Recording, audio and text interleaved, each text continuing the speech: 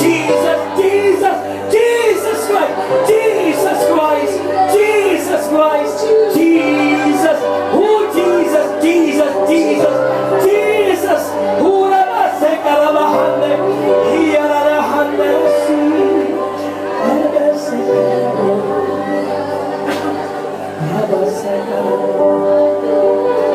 Thank you, Jesus.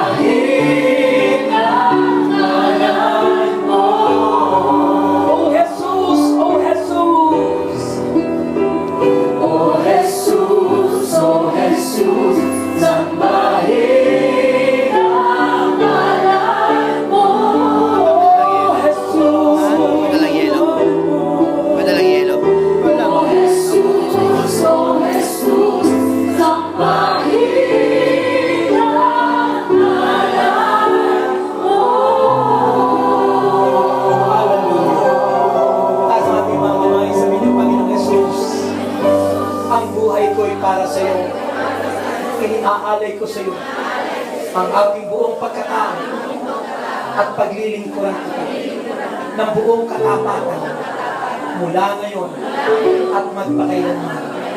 At kahit anong mangyari, maglilingkod ako sa iyo sapagkat yan ang sinabi sa pamamagitan ni Josue sa ngalan ni Jesus.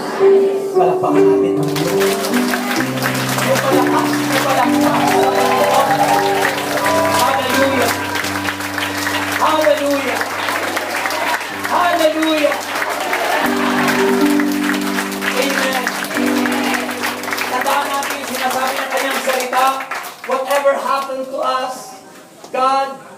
message. God has a purpose. Ang Diyos ay may mensahe, ang Diyos ay mayroong inire-reveal, may sinasabi ang Panginoon sa atin. Amen? Kaya huwag kayong matakot. Hindi pumutok ang ulo niya. May mensahe lamang ang Panginoon sa atin. Amen? Nung sa Bulacan, dugo pa.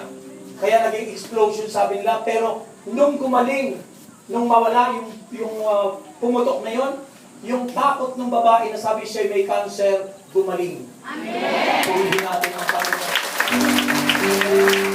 Kaya, sabi ng Panginoon, fear not, for I am with you. Huwag kayong matakot. May mga lingkod noon, nung mangyari yung pumutok, yung nasa Bulacan noon, ang mga manggagawa, takuhan agad. Sabi, sukutan. Sabi ko, wag.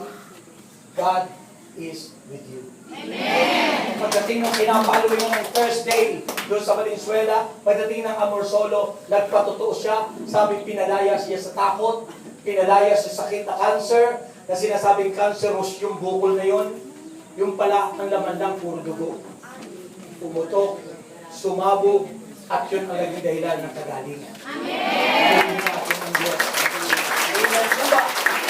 Okay, so, ang ating pong instruction ngayon ay, anong instruction natin?